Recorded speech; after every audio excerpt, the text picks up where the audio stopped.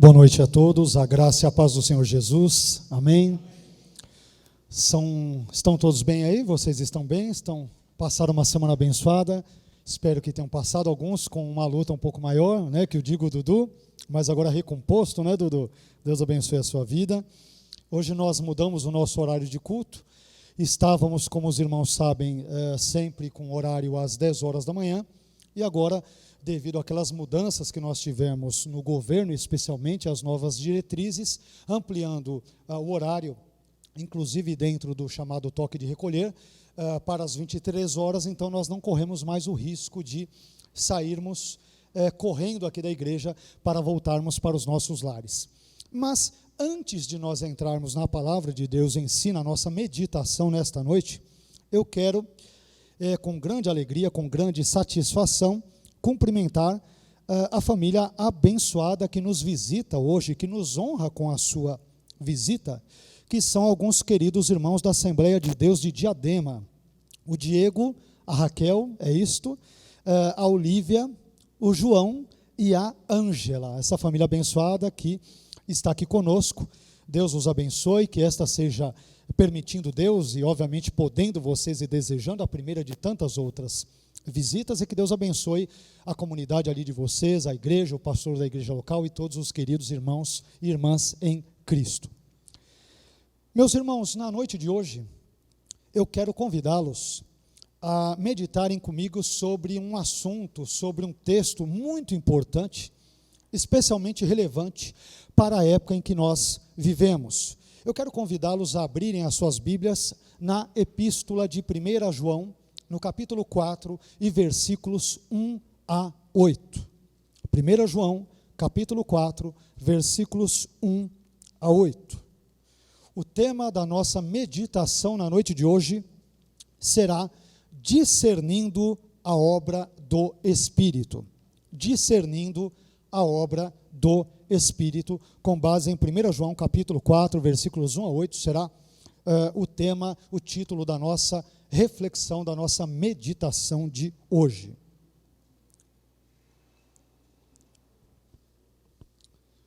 Primeiro João, capítulo 4, versículos 1 a 8, diz assim o texto bíblico: Amados, não deis crédito a qualquer espírito, antes provai os espíritos se procedem de Deus, porque muitos falsos profetas têm saído pelo mundo afora.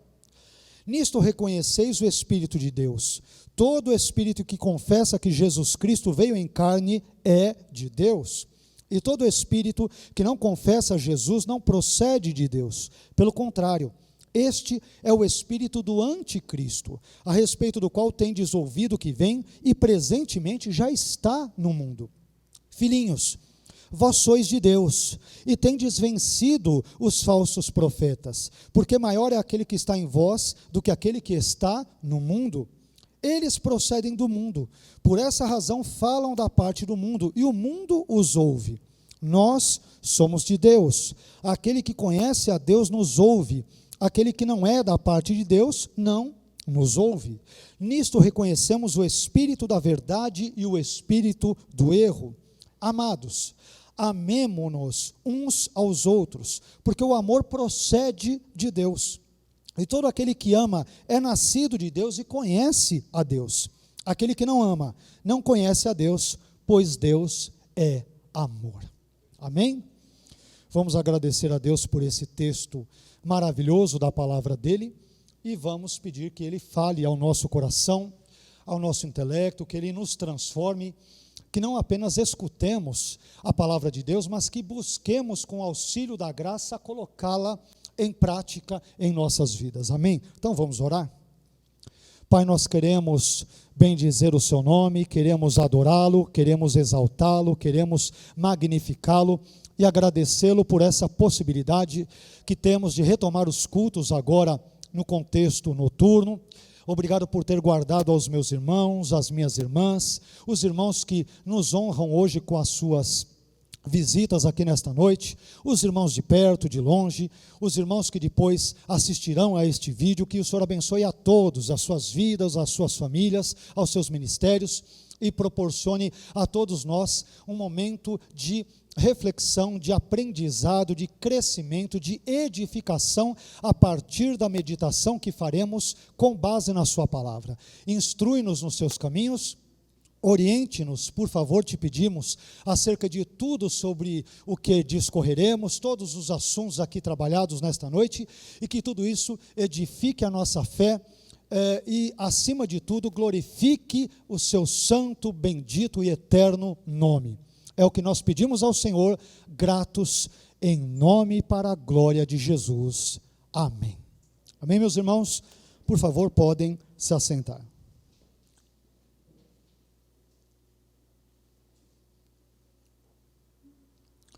Como nós mencionamos agora no início, o tema da nossa reflexão é discernindo a obra do Espírito, tendo como base esse texto de 1 João, no capítulo 4, versículos 1 a 8.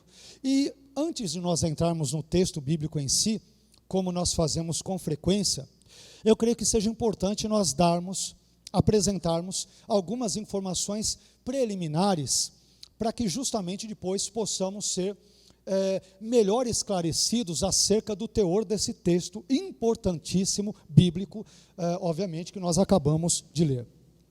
Quando nós falamos sobre discernimento, discernindo a obra do Espírito, nós devemos começar dizendo que a palavra portuguesa discernir, ela vem do latim discernere, onde nós temos ali o termo dis, que significa à parte, e depois o verbo cernere, que significa separar. Portanto, discernir no seu sentido etimológico quer dizer separar à parte, colocar algo à parte.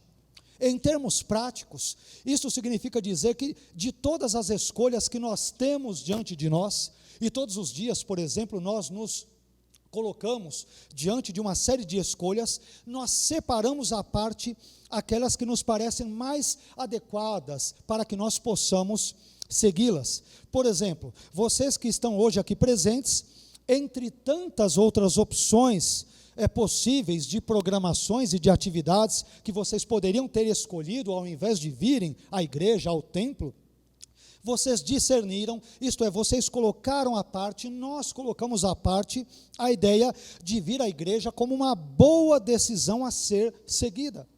Já em termos espirituais, nós podemos dizer que discernimento significa a habilidade de julgar com sabedoria as questões de ordem espiritual. Sendo assim, o discernimento, pelo menos na espiritualidade cristã, ele implica que levamos em consideração, ou devemos levar em consideração, a vontade de Deus para nós, em vez de considerarmos simplesmente os nossos próprios desejos, apetites e vontades. Então, a partir dessas considerações breves aqui feitas, eu creio que vocês já devem ter percebido o quão é importante o assunto da nossa mensagem, da nossa reflexão de hoje. Mas antes de considerar o texto bíblico em si, que nós lemos no início da nossa fala, eu creio também que seja de bom tom discorrermos sobre alguns fatores presentes na nossa cultura brasileira, ocidental como um todo, mundial, que tem contribuído para produzir confusão espiritual. E a confusão espiritual é a antítese, é o contrário do discernimento espiritual. Então vamos ver alguns fatores que têm contribuído para que esse estado de confusão espiritual esteja presente na vida das pessoas, ou de muitas pessoas em termos gerais. Um estudioso chamado Gerald McDermott, ele tem observado 4 fatores culturais presentes na cultura norte-americana que têm contribuído para produzir confusão espiritual na vida das pessoas. Como eu entendo que esses fatores também estão, de alguma forma, presentes na cultura brasileira, então eu resolvi citá-los e compartilhá-los, dentre outros assuntos, com vocês nesta noite. E esses 4 fatores são os seguintes. Primeiro, o declínio da confiança em líderes religiosos. Líderes religiosos de bons anos para cá têm perdido a sua credibilidade por vários fatores, alguns dos quais nós mencionaremos na noite de hoje. Segundo, o crescente desencantamento com a religião organizada. Muitas pessoas estão desencantadas, estão incrédulas quanto aos benefícios que a religião, incluindo a religião cristã, protestante, evangélica, possa oferecer às pessoas. Um terceiro fator é o pluralismo religioso. Diante de tantas religiões que temos, porque a nossa é a mais correta. E um quarto e último elemento é a promoção da chamada autonomia intelectual. Então nós vamos ver cada um desses 4 itens com um pouco mais de detalhes antes de entrarmos no texto bíblico em si. O primeiro fator, meus irmãos, que tem contribuído significativamente para a confusão espiritual na vida das pessoas, ou seja, o declínio da confiança em líderes religiosos, se deve a problemas, eu diria que já bastante conhecidos de todos nós. Vamos citar apenas alguns deles. O primeiro problema, dentre tantos outros, é o envolvimento de líderes, por exemplo, católicos, estou me referindo aqui a religiões no sentido amplo, né? O envolvimento de líderes católicos em escândalos sexuais. Lembrando que isso não ocorre apenas entre católicos, mas também entre protestantes, também entre evangélicos, que fique bem claro. Só para os irmãos terem uma ideia, entre 1985 e 2015, quase 4.500 pessoas relataram ter sofrido algum tipo de abuso sexual em cerca de 1.000 instituições católicas na Austrália. E entre 1950 e 2010, 7% dos sacerdotes católicos, também no contexto da Austrália, foram acusados de envolvimento em casos de pedofilia. E esses casos de abuso sexual no contexto católico não são exclusivos da Austrália, mas estão espalhados por todo o mundo, inclusive no Brasil. Um segundo problema envolve o enriquecimento astronômico e algumas vezes ilícito, não estou generalizando e dizendo que isso ocorre todas as vezes, mas algumas vezes ilícito, de alguns líderes evangélicos, sobretudo de vertente neopentecostal e pentecostal. De novo, há grandes e importantes exceções, eu não estou generalizando. Em 2013, a revista Forbes, uma revista de prestígio norte-americana, ela apresentou uma lista contendo os nomes, por exemplo, dos 5 pastores mais ricos do Brasil. E todos eles tinham fortunas estimadas em milhões de dólares, não de reais, mas milhões de dólares. Então, esse estado de coisas também tem contribuído para que um contexto de confusão e causa espiritual reinasse no coração e na mente de muitas pessoas. Por fim, o terceiro problema envolve a participação de líderes evangélicos em casos de corrupção. A chamada bancada evangélica, que até tempos atrás contava com mais de 80 deputados federais no Congresso Nacional, ela tinha, em 2017, 32 desses deputados respondendo a processos, em sua maioria por acusações como peculato, isto é, o furto ou apropriação de bens ou valores públicos, improbidade administrativa, corrupção eleitoral, abuso de poder econômico, sonegação fiscal e formação de quadrilha, entre tantos outros casos de corrupção, que a Bíblia coloca tudo isso no mesmo pacote, a Bíblia chama evidentemente de pecado.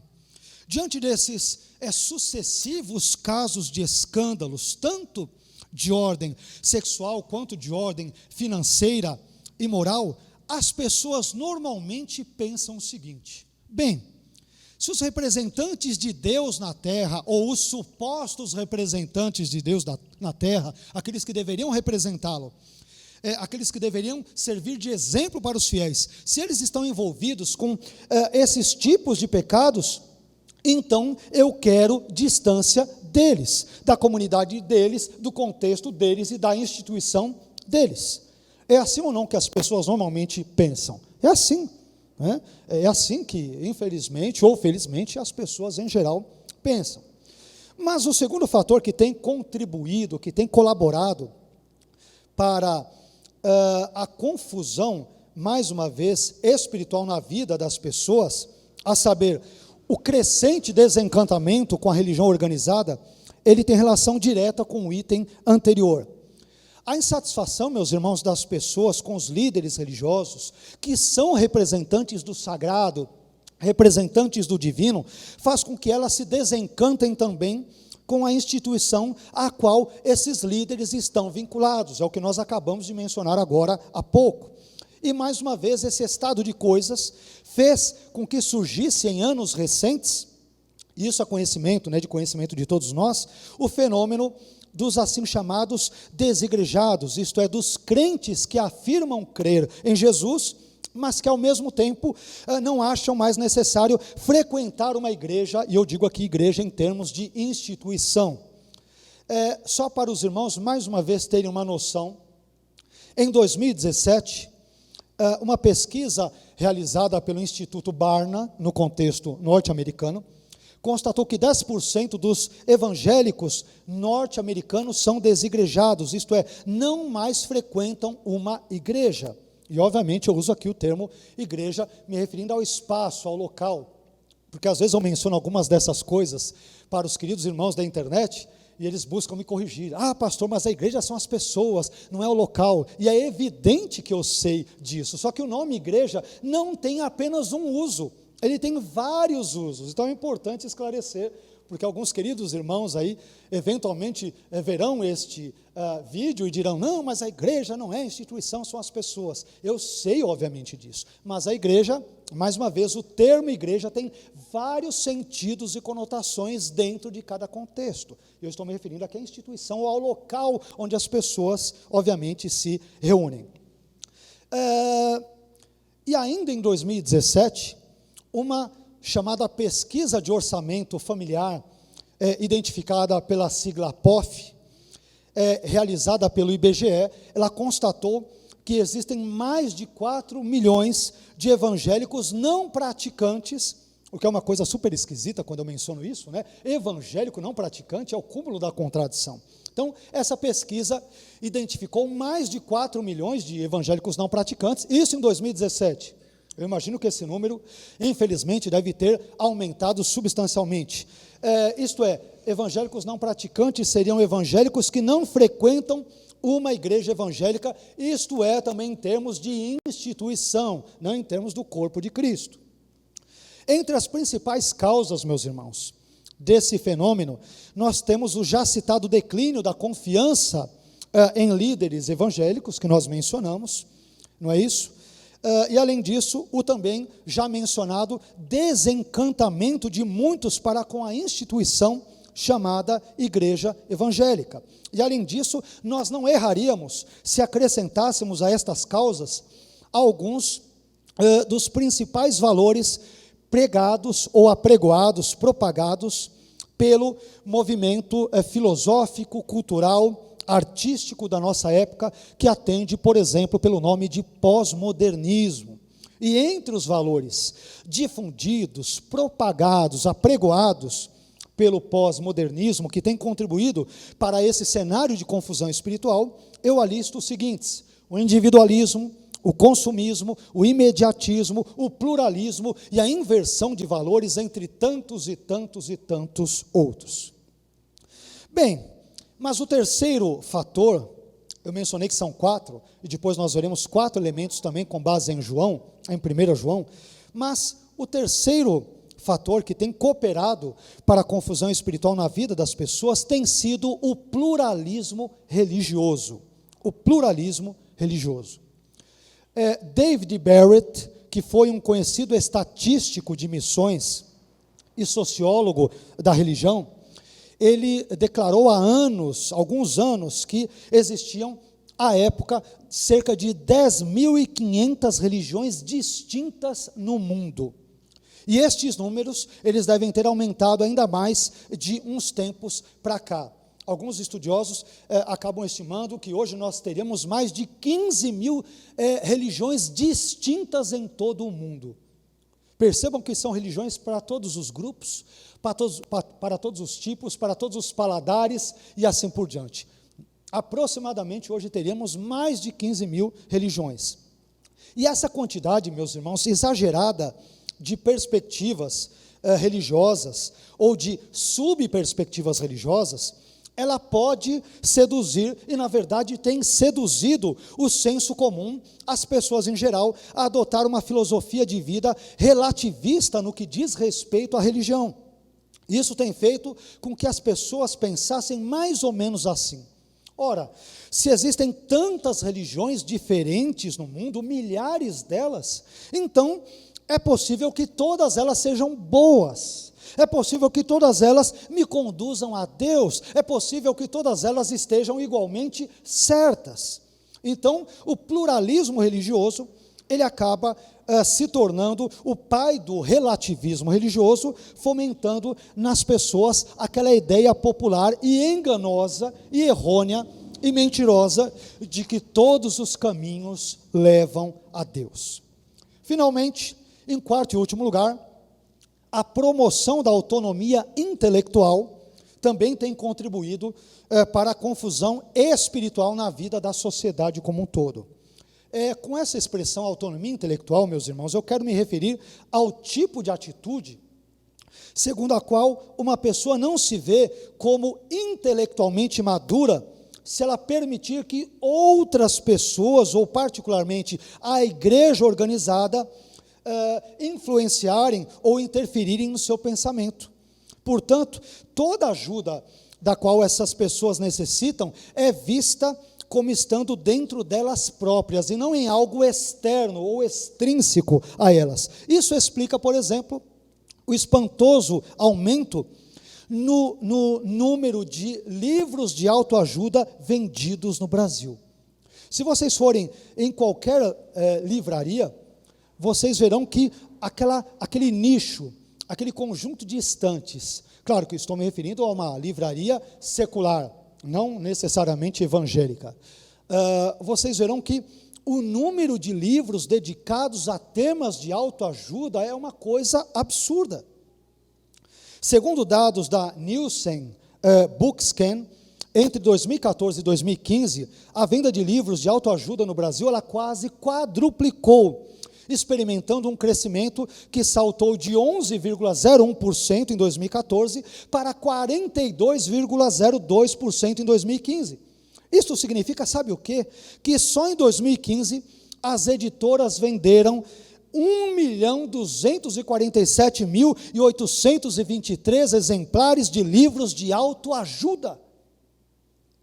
E esse interesse, meus irmãos, crescente por esse tipo de literatura, ajuda a explicar também o crescimento das religiões orientais, inclusive no nosso país, que pregam que a solução para os problemas das pessoas se encontra dentro delas mesmas, algo que nós cristãos rejeitamos, nós repudiamos, pois nós sabemos que a solução para os nossos problemas se encontra fora de nós, se encontra em Deus, na palavra de Deus, na graça de Deus e na salvação que vem de Deus e não que vem de nós mesmos. A solução para os nossos problemas não é intrínseca, não está dentro de nós, ela é extrínseca, está em Deus, na sua palavra, na sua graça, no seu amor, na sua misericórdia, na sua presença, no seu perdão. A solução da humanidade não se encontra na própria humanidade, mas se encontra no Deus Criador do universo, dos céus e da terra, na terra e também da minha vida e da sua vida. Bem, mas enfim, todos esses fatores, meus irmãos, em conjunto, eles nos auxiliam, por exemplo, a entendermos o espírito da época em que nós nos encontramos hoje. Mas depois de apresentarmos esse pequeno quadro panorâmico dos diversos fatores que têm colaborado, que têm contribuído para a confusão espiritual em que nós nos encontramos contemporaneamente, nós devemos então agora aprender da própria Escritura, do próprio texto bíblico, como nós podemos discernir se uma obra é de Deus ou não.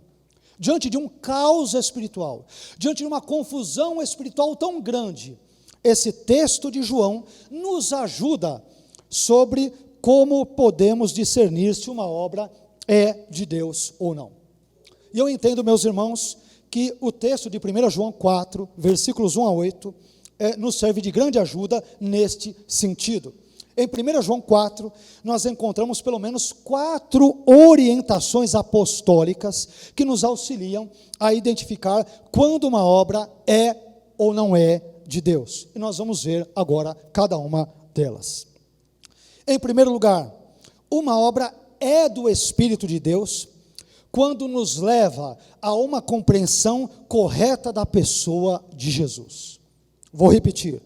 Uma obra é do Espírito de Deus quando nos leva a ter uma compreensão correta, adequada da pessoa de Jesus. Leiamos o que diz 1 João capítulo 4, versículos 1 e 2. Amados, não deis crédito a qualquer espírito, antes provai os espíritos se procedem de Deus, porque muitos falsos profetas têm saído pelo mundo afora. Nisto reconheceis o Espírito de Deus. Todo espírito que confessa que Jesus Cristo veio em carne é de Deus. Em outras palavras, todo espírito que confessa que Jesus se encarnou, que Deus se fez homem na pessoa de Jesus, ele é de Deus. João, meus irmãos, nos primeiros versículos de 1 João 4, como nós lemos, ele fala sobre os falsos profetas. João exorta os seus leitores a testarem os ensinos desses falsos profetas. E segundo João, os cristãos devem ser capazes de identificar os falsos ensinamentos e de detectar o espírito que está expressando-os num determinado contexto que, infelizmente, pelo que nós depreendemos aqui da epístola, estava ocorrendo na igreja, ou igrejas às quais João se dirige no contexto do primeiro século. E meus irmãos, aqui a palavra espírito, mencionada várias vezes pelo apóstolo João neste capítulo, ela pode ser interpretada pelo menos de 3 formas. Em primeiro lugar, o espírito se refere ao espírito por trás do profeta que está falando. Nós vemos lá em 1 João 4,1, muitos falsos profetas têm saído pelo mundo. Então, esse espírito que refere-se ao espírito por trás dos profetas, ou do profeta que está falando, diz respeito a um contexto em que este profeta se referiria ou ao Espírito Santo, ou aos demônios, dependendo, evidentemente, se o profeta fosse de Deus ou não. No caso de João, ele está tecendo críticas aos falsos profetas. Em segundo lugar, o Espírito também se refere ao próprio profeta, é uma segunda interpretação, onde a palavra Espírito se refere ao próprio profeta, sendo o Espírito uma figura de linguagem, uma metáfora, significando o profeta em si. E em terceiro lugar, o Espírito, ele poderia se referir à própria mensagem que é transmitida, quer por um falso profeta, quer por um profeta verdadeiro. Então, nesse caso, o Espírito seria uma figura de linguagem, uma metáfora, uma analogia, uma maneira de se referir à mensagem deste profeta, quer fosse de Deus, quer não fosse de Deus, como é o presente caso. Todas essas 3 interpretações, elas são possíveis, mas a maioria dos estudiosos prefere a opção 1 ou a opção 2, porque o teste dado aos espíritos no próximo versículo, o versículo 3, 1 João 4, 3, ele parece ser pessoal, porque ele vai dizer, todo espírito que não confessa, né? Todo espírito que confessa e todo espírito que não confessa. Mas, seja como for, o elemento importante para o nosso estudo é que João fornece aos seus leitores uma fórmula para determinar se o Espírito vem de Deus ou vem do maligno, ou procede do maligno.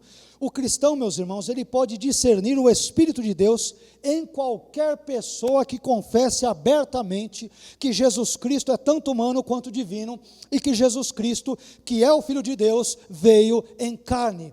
É nisso que nós identificamos o Espírito procedente de Deus, um ensino que vem de Deus, um profeta que vem de Deus, um pregador que vem de Deus, alguém que traz uma palavra que tem origem em Deus. Aliás, como o conhecido teólogo galês do Novo Testamento, chamado Charles Dodd, afirmou, ele disse muito acertadamente o seguinte, que nenhuma forma de expressão que negue a encarnação, ou seja, a encarnação de Jesus, ela pode ser aceita pelos cristãos como sendo uma verdadeira profecia. Se um ensinamento ele nega a encarnação de Jesus, ele deturpa a encarnação de Jesus, ele coloca dúvidas na encarnação de Jesus, ele caricata a encarnação de Jesus, ele deve ser veementemente rejeitado. Desse modo, para discernir se uma obra é de Deus ou não, devemos conhecer o que ela ensina sobre a pessoa de Jesus, sobre a identidade de Jesus. E é esse teste, meus irmãos, que irá separar, por exemplo, o cristianismo das demais religiões. Se não, vejamos os seguintes exemplos que eu quero compartilhar com os irmãos. O Jesus do islamismo, por exemplo, ele é visto apenas como um dos 124 mil profetas enviados por Deus para os mais diversos povos e culturas do mundo. Para os muçulmanos, então, esse Jesus não é o Filho de Deus sem pecado, ele só é mais um dos profetas. Então, esse Jesus retratado no islamismo não nos serve, porque não é condizente com as Escrituras. Já o Jesus do budismo, ele não é nada mais, nada menos do que um grande homem iluminado, nada mais do que isso, uma pessoa iluminada. Mas em nenhum momento aceita-se ou apregoa-se que ele é Deus e homem ao mesmo tempo. Quanto ao Jesus do hinduísmo, este é visto como um mestre, um guru, um avatar, uma encarnação da divindade Vishnu. Ele é isso, é um mestre, é um guru. Já o Jesus do mormonismo, ele era casado, e a sua morte na cruz não propiciou expiação completa por todos os pecados. Esse Jesus também não se adequa ao Jesus das Escrituras. No que se refere, por outro lado, ao Jesus dos testemunhas de Jeová, por exemplo, ele é entendido como um Deus com D minúsculo, e não como Deus com D maiúsculo. Além disso, esse Jesus dos testemunhas de Jeová, ele existiu antes, por exemplo, de sua própria encarnação, sob a forma, sob a figura do arcanjo Miguel, e acabou morrendo pendurado numa estaca, e não numa cruz. O Jesus do Espiritismo, quando do seu ministério terreno, ele foi um profeta e um médium evoluído, ele foi homem, mas jamais foi Deus. Então percebam que esses retratos não nos interessam. Por fim, quanto ao Jesus, por exemplo, da religião Hare Krishna, ele é retratado nesta religião como um mestre iluminado vegetariano e que ensinou a meditação. Então, meus irmãos, percebam quantas distorções, perceba que esses muitos retratos de Jesus, embora existam em grande quantidade, todavia eles não são fotos perfeitas e bíblicas de Jesus, mas apenas fotografias danificadas, deterioradas, distorcidas, falsificadas e caricatas do Filho de Deus. Eles não representam Jesus, o Deus homem, como este é retratado nas Escrituras. Portanto, em épocas de confusão espiritual, uma das formas que nós temos de identificar, de discernir se uma obra é de Deus ou não, é saber como ela trata a divindade e a humanidade de Jesus. Se um ensino declara que Jesus é Deus e homem ao mesmo tempo, então esse ensino é de Deus.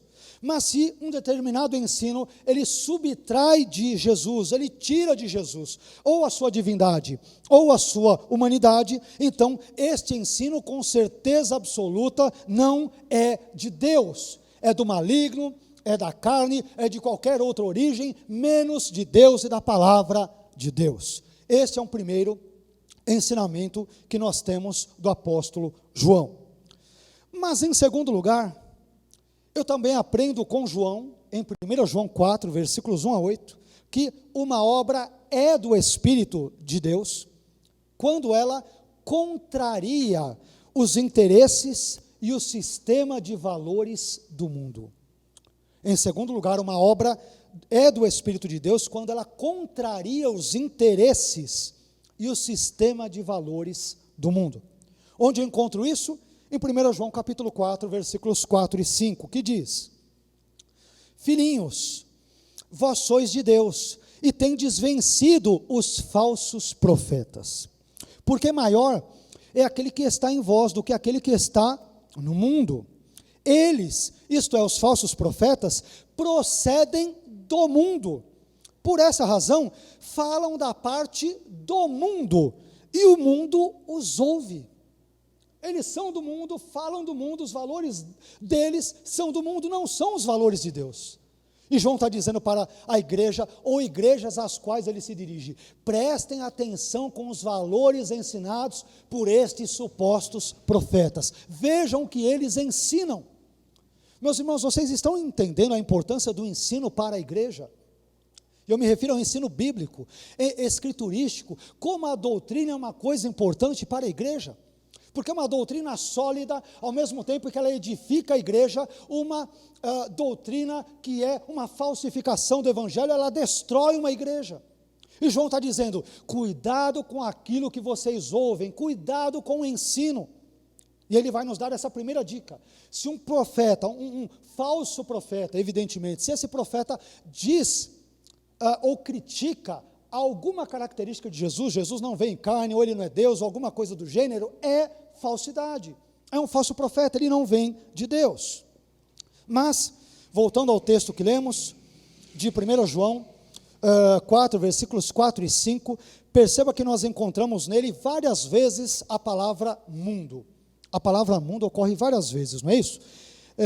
O texto vai dizer: maior aquele que está em vós do que aquele que está no mundo, versículo 5, depois, os falsos profetas procedem do mundo, falam da parte do mundo, o mundo os ouve. Então, nesses dois versículos, nós vemos 4 ocorrências da palavra mundo.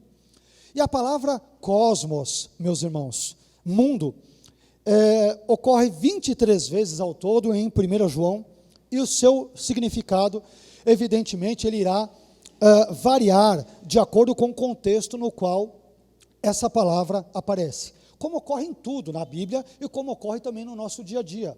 As palavras podem ter sentidos distintos dependendo dos respectivos contextos em que elas ocorrem, é óbvio, é natural. Bem, mas segundo um estudioso chamado Colin Kruse, o vocábulo cosmos em 1 João, ele possui pelo menos 4 significados distintos. Em primeiro lugar, cosmos significa o mundo natural, por exemplo, em 1 João 3,17.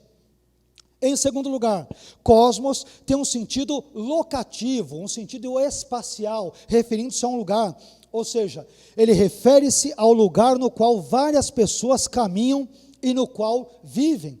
Com esse sentido, o termo aparece em 1 João 4,1, versículo também 4, versículo 9, versículo 14 e versículo 17.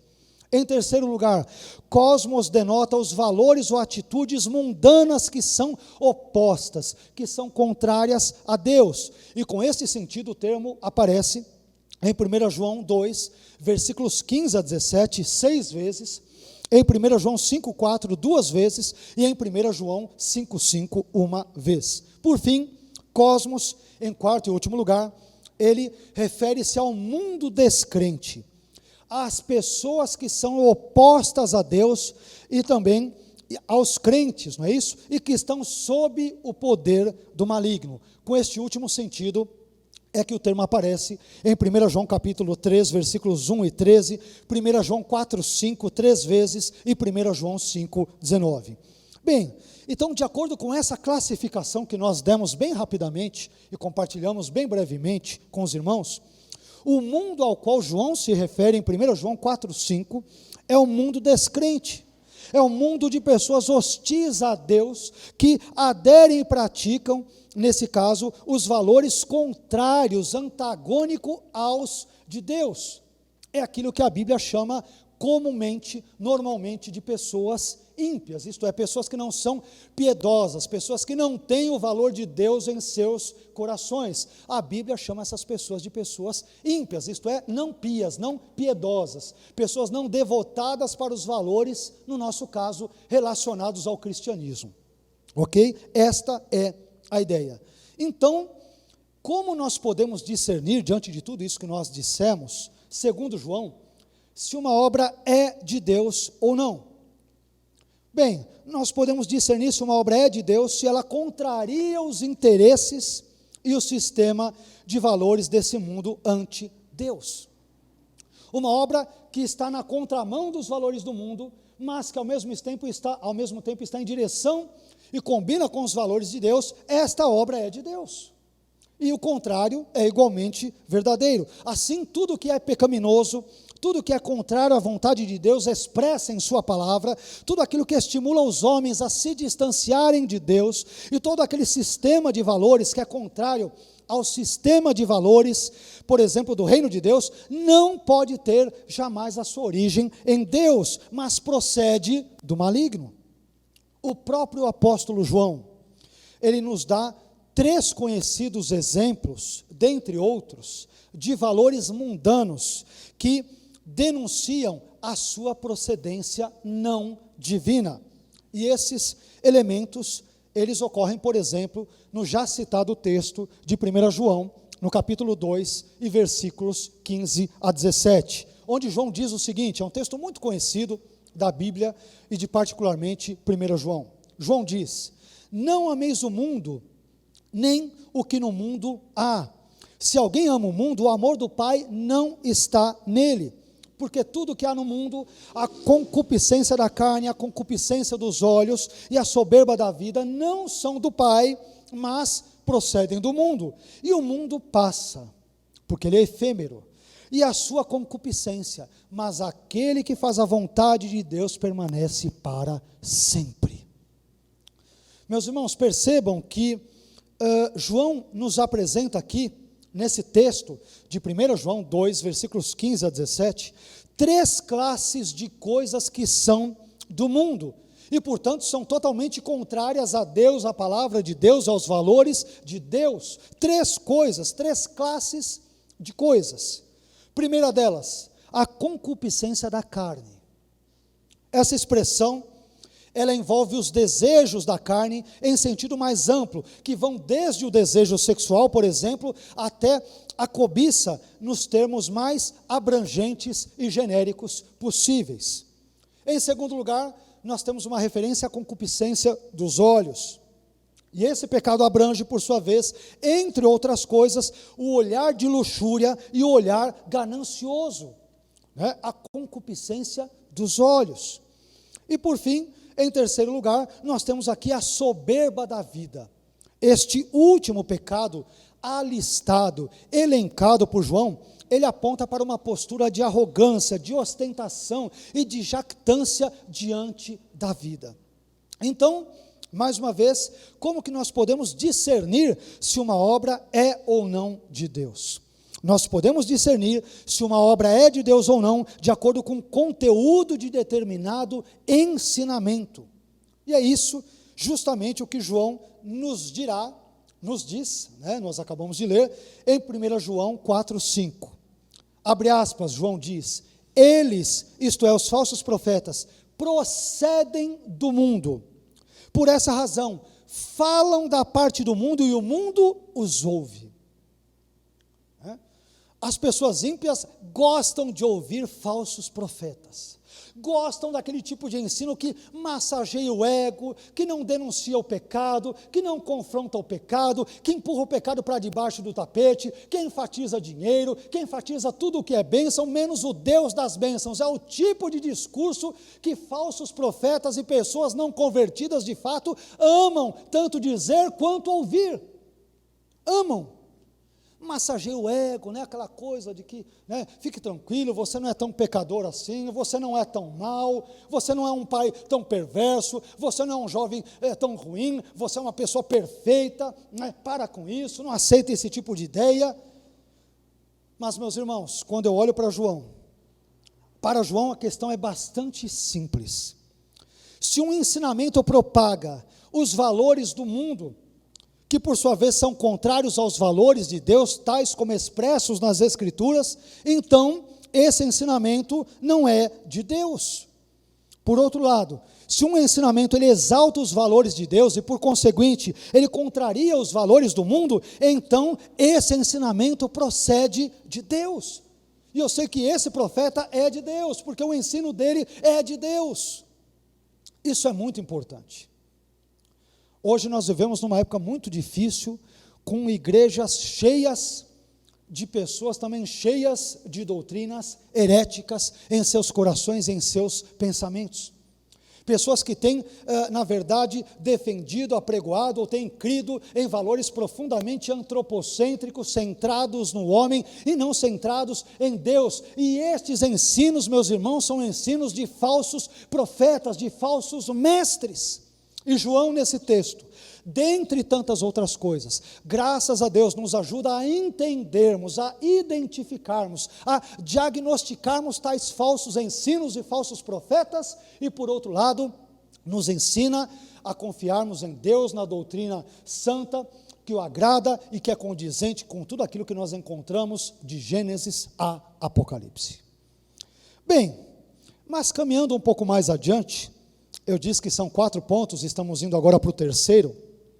Em terceiro lugar, eu também aprendo que uma obra é do Espírito de Deus, quando proclama a palavra de Deus e promove nos homens um profundo apreço por ela. Novamente, uma obra é do Espírito de Deus, quando proclama a palavra de Deus, e ao mesmo tempo, quando promove nos homens, no coração dos homens, um profundo apreço por ela, pela palavra de Deus. Vejamos o que diz 1 João 4,6. João diz: nós somos de Deus. Aquele que conhece a Deus, nos ouve. Aquele que não é da parte de Deus, não nos ouve. Nisto reconhecemos o espírito da verdade e o espírito do erro. Olha que informação importante que João dá. Quando João diz, meus irmãos, nós somos de Deus, parece-me que ele está querendo dizer mais ou menos o seguinte: nós, os apóstolos, e João é um dos apóstolos, somos enviados por Deus para ensinar as doutrinas e os mandamentos de Deus ao mundo. Por isso, João conclui: aquele que conhece a Deus nos ouve, pois sabe que aquilo que nós ensinamos é verdadeiro, é a verdade. Em 1 João, no capítulo 4 e versículo 5, João havia dito que os falsos profetas falam da parte do mundo e o mundo os ouve. Não é isso? Nós acabamos de ler isso agora. Mas agora, em 1 João 4,6, João diz: nós, os apóstolos, em contraste com os falsos profetas, falamos da parte de Deus, e aquele que conhece a Deus nos ouve. E aqui não é ouvir apenas no sentido, de escutarmos, mas no sentido de ouvir e obedecer o conteúdo daquilo que é ensinado. Sendo assim, meus irmãos, uma obra é do Espírito de Deus, quando o conteúdo do seu ensino concorda com e expressa a verdade de Deus e, ao mesmo tempo, promove nos homens um profundo apreço pela palavra de Deus. Uma igreja cujo pastor, cujas lideranças não fomentam nas ovelhas, nos irmãos, um desejo profundo de ler a Bíblia, de estudá-la, de vivê-la, de compreendê-la, de praticá-la, de vivenciá-la, de ser transformado por ela, desconfie desse tipo de pastor, desse tipo de igreja, desse tipo de instituição. Se você está numa igreja que é bíblica, que ela traz uma palavra bíblica, que ela busca também trazer ali no contexto cultico uma adoração bíblica, uma comunhão bíblica, uma disciplina bíblica, uma exortação bíblica, então não saia desta igreja. Muitas vezes e com frequência as pessoas nos perguntam, e talvez já tenham perguntado para você, ou você tenha feito essa pergunta a você mesmo, quando que é o momento eventualmente de eu continuar numa igreja ou de sair de uma igreja? E há pessoas que saem da igreja pelos motivos mais tolos, mais infantis, mais imaturos, mais ingênuos ou mais carnais. Meus irmãos, nós não devemos sair de uma igreja porque igrejas têm problemas, senão eu nem estaria aqui. Toda igreja tem problema. Mas se uma igreja não tem uma pregação bíblica, não tem uma comunhão bíblica, não tem uma adoração bíblica, não se preocupa com uma doutrina bíblica, com todos esses valores, saia sim urgentemente desta igreja. Agora, se na igreja o pastor e os líderes prezam por uma doutrina bíblica, por uma comunhão bíblica, oração bíblica, por um arrependimento bíblico, por todos os valores e conjunto de valores bíblicos, fique nesta igreja. Fique nesta igreja. Amém? Este é um ensinamento muito importante dentre tantos outros que João nos dá. Mas, em quarto e último lugar, e agora sim estamos caminhando para o final, eu também aprendo em último lugar, que uma obra é do Espírito de Deus, quando nos leva a amar a Deus, ao nosso próximo e a nós mesmos.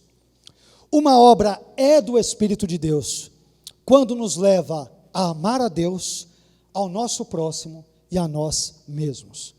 Eu quero ler o texto de 1 João 4, versículos 7 e 8, e depois pular para os versículos 20 e 21. 1 João 4, versículos 7 e 8. Amados, olha o que João diz. Amemo-nos uns aos outros, porque o amor procede de Deus. E todo aquele que ama é nascido de Deus e conhece a Deus. Versículo 8. Aquele que não ama, não conhece a Deus, pois Deus é amor. Agora versículos 20 e 21. Se alguém disser, amo a Deus, e odiar a seu irmão, eu amo a Deus, mas eu não aceito conviver com meu irmão. Olha o que o texto diz. É mentiroso. Pois aquele que não ama a seu irmão a quem vê, não pode amar a Deus a quem não vê. Ora, temos da parte dele, isto é, da parte de Deus, este mandamento, que aquele que ama a Deus, ame também a seu irmão. Eu amo, mas eu não aceito conviver. Eu amo, mas eu não perdoo de jeito nenhum, ou perdoo da boca para fora. Eu amo, mas eu não quero ver na minha frente. Você é mentiroso. É João quem está dizendo isso. Se alguém disser amo a Deus e odiar a seu irmão, é mentiroso. É mentiroso. Meus irmãos, Jesus nos ensinou que os dois mandamentos mais importantes da Bíblia, tudo que está na Bíblia é importante. Diga-se de passagem, é relevante que nós enfatizemos. Tudo, absolutamente tudo que está na Bíblia é relevante. Caso contrário, Deus não colocaria lá. E esses dias eu postei nas minhas redes sociais, dizendo que muitos crentes, infelizmente, tratam a Bíblia como se fosse uma caixa de bombons sortidos. Não é isso? Eu pego aqueles bombons que eu gosto, sempre tem aqueles 2, 3 ali que você fala, né, dependendo da marca, eu não gosto muito, eles sempre ficam sobrando. Vocês já repararam? Não sei se sou só eu que faço isso, eu que sou meio chocólatra, né? Mas dependendo do tipo de caixa de bombons, você pega ali, tem aquela meia dúzia, sei lá, dependendo da quantidade, 8, 10, tem aqueles 2 ou 3 ali que sempre sobram. Tem pessoas que tratam a Bíblia desse mesmo jeito. Os evangelhos, ó que bênção de Deus. As epístolas paulinas, glórias a Deus. Quando ele vai para Levítico, ele já torce o nariz. Quando ele vai para certos textos dos profetas menores, ele dá aquela torcida. Quando ele lê certas genealogias, ele já franze a testa. Não é bem palatável para ele, meus irmãos. Deus não nos autorizou a transformarmos a Bíblia numa caixa de bombons sortidos. Não é para nós pegarmos apenas os versículos e textos que nos favorecem, ou aparentemente nos são benéficos, e rejeitarmos os outros. Quem adora a Deus e serve a Deus deve comprar o pacote todo. Toda a Bíblia, Antigo e Novo Testamento, são palavra de Deus inerrante, infalível, gloriosa, e que transforma a vida daqueles que se submetem a ela. Toda a palavra de Deus. Mas voltemos ao texto. Eu estava dizendo que Jesus nos ensinou que os dois mandamentos mais importantes, na esteira do que João diz, do que o apóstolo João diz, são estes: amarás o Senhor teu Deus de todo o teu coração e de toda a sua alma e de todo o seu entendimento. E depois, amarás o seu próximo como a ti mesmo. Nós encontramos isso, por exemplo, em Mateus 22, versículos 37 a 39. Meus irmãos, compreender essa característica tríplice do amor, ensinada por Jesus, é de vital importância para o entendimento da mensagem de João, porque João nos disse que nós podemos discernir que uma obra é do Espírito de Deus, quando ela nos leva a amar, tanto a Deus, quanto ao nosso semelhante, quanto a nós mesmos. E amar aqui, entenda-se de passagem, diga-se de passagem, entenda-se, por sua vez, que não significa ser cúmplice ou conivente com o pecado. ou passar a mão na cabeça do pecador quando ele erra. Não significa ser conivente com o que desagrada a Deus. Amar significa muitas vezes exortar, significa muitas vezes disciplinar, significa muitas vezes chamar a atenção, como nós aprendemos na Bíblia, em Mateus, no capítulo 18, em 1 Coríntios 5, e em outros textos bíblicos. Chamar também envolve, ou amar, melhor dizendo, também envolve correção, envolve disciplina, pelo menos se for um amor bíblico. Se for um amor bíblico, envolve sim correção e tantos outros elementos. Então, esse amor a Deus, ao próximo e a nós mesmos, meus irmãos, se um desses três tipos de amor falhar, o amor a Deus, ao próximo e a você mesmo, se um deles falhar, então nosso amor, sem dúvida alguma, será distorcido. Por isso, preste bem atenção àquilo que eu vou lhe dizer. Se nós amarmos somente a Deus, mas não amarmos, por exemplo, ao próximo e nem a nós mesmos, nós seremos fanáticos. Por outro lado, se amarmos somente ao nosso próximo, mas não amarmos a Deus e nem a nós mesmos, seremos humanistas. E por fim, se nós amarmos somente a nós mesmos, mas não amarmos a Deus e nem ao nosso próximo, nós seremos individualistas, egoístas e narcisistas. Portanto, conclui João, nós podemos discernir se uma obra é de Deus, se ela nos conduz ao amor, primeiro a Deus, depois ao próximo e também a nós mesmos. É nisto que eu discerno quando uma obra é de Deus ou não é de Deus. Eu gostaria, meus irmãos, de concluir a minha fala dizendo o seguinte nesta noite. Nós vivemos numa época de confusão espiritual, de profunda confusão espiritual.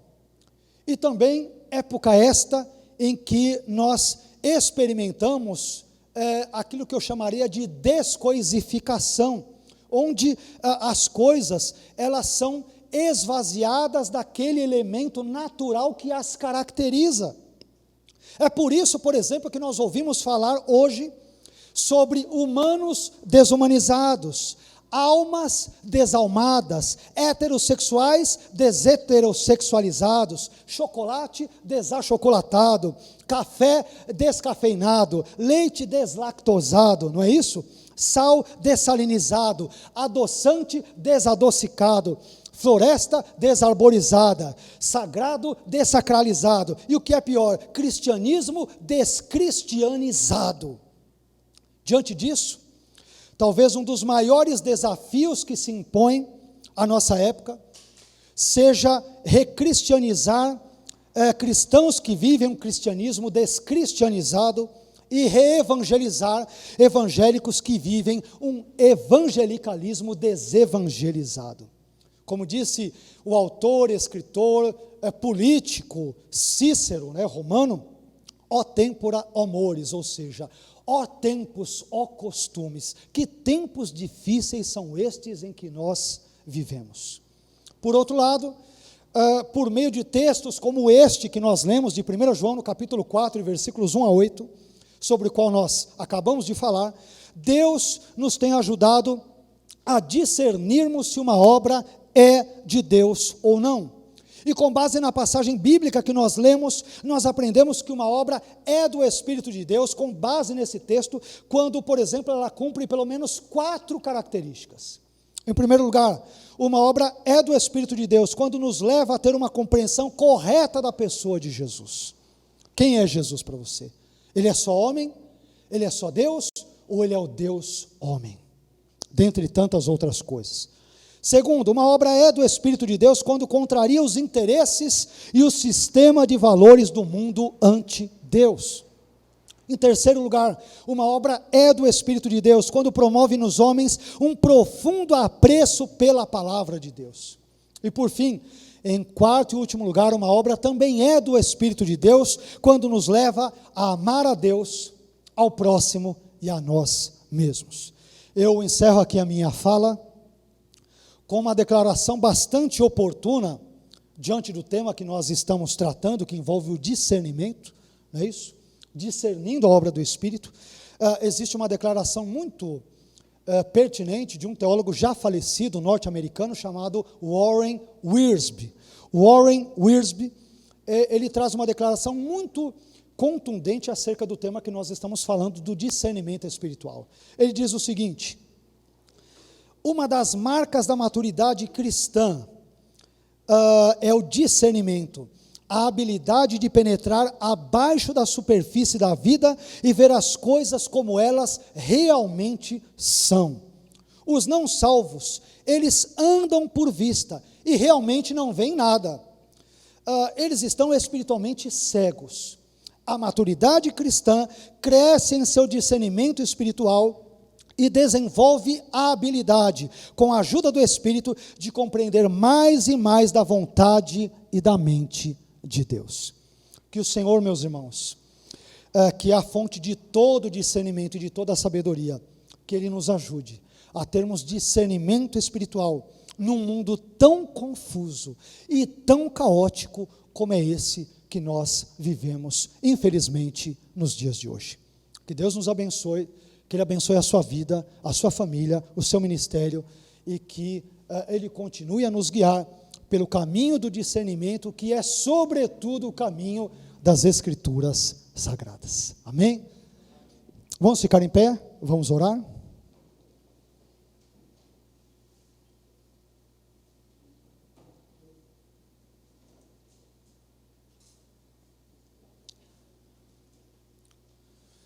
Uma obra é do Espírito de Deus, quando nos leva a ter uma compreensão correta, adequada de Jesus. Quem é Jesus para você, meu irmão? Ele é um guru, como vimos que algumas religiões ensinam? Um simples mestre? Um simples profeta, como o islamismo diz? Ou ele é o Deus que se tornou homem e morreu na cruz pelos meus e pelos teus pecados? Nós também vimos que uma obra é do Espírito de Deus quando ela contraria os interesses e o sistema de valores do mundo, que é anti-Deus.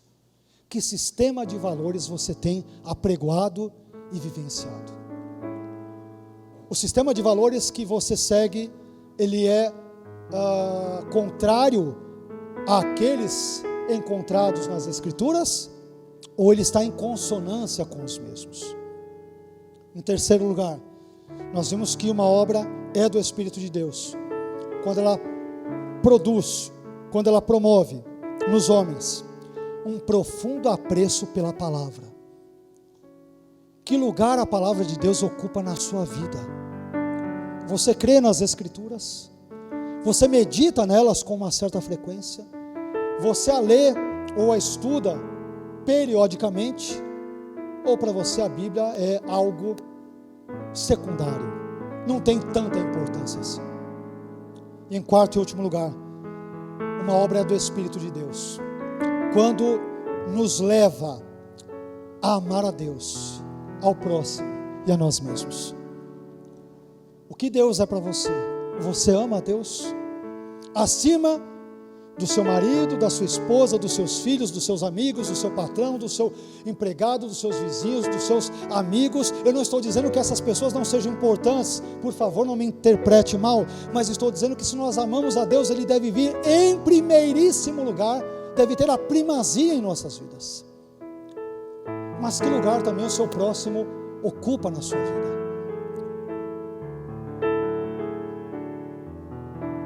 Você ama o seu próximo? Ou você talvez seja mais perfeito do que ele, a ponto de não poder conviver com ele? Eu amo, mas, como diria um personagem de uma determinada série, eu não me misturo com essa gentalha. Talvez porque você seja mais perfeito, mais santo, não seja pecador. Pecadores se misturam com pecadores, porque não há outro tipo de pessoas no mundo com as quais eu possa ou não me misturar. Só existem pecadores nesse mundo. Alguém conhece alguma outra classe de seres humanos que eu desconheça? À exceção do Deus homem Jesus Cristo de Nazaré. Aí é outra história. Então, meus irmãos, que aprendamos a amar e a conviver com as pessoas, por mais que estas pensem diferente de nós. Faz parte. Somos pessoas imperfeitas. mas que Deus nos ajude a amá-lo acima de todas as coisas, amar o nosso próximo e amar a nós mesmos. Amém? Esse é um resumo, com base em 1 João capítulo 4, versículos 1 a 8, de uma obra que é do Espírito de Deus. E que Deus nos dê discernimento para sempre buscarmos viver em consonância com tal tipo de obra que é do Espírito de Deus, e não do espírito maligno, ou do espírito mundano, ou o que quer que seja. Amém? Fechamos os nossos olhos e oremos ao nosso Deus. Pai, eu quero te agradecer nesta hora, por tudo aquilo que nós pudemos aprender de Ti nesta noite. Nós aprendemos lições importantes, ó Senhor, sobre como devemos ou podemos discernir a obra que é do Senhor, e também a obra que é de falsos mestres. Ajude-nos, ó Senhor, a vivermos de forma condizente com os valores pregados, propagados, apregoados na Sua palavra.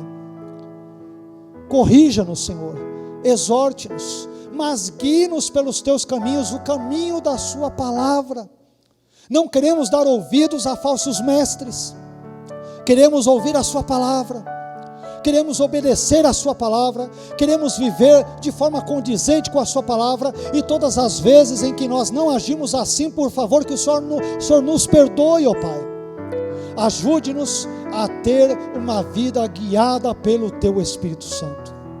Ajude-nos a termos discernimento espiritual, para sabermos quando é o Senhor quem está agindo, quando é o diabo maligno, ou quando é a carne mesmo, o ser humano. Ajude-nos a termos discernimento espiritual, não apenas como um dom do Espírito que o Senhor soberanamente reparte a quem quer, mas ajude-nos a termos discernimento a partir daquilo que lemos e estudamos nas Escrituras.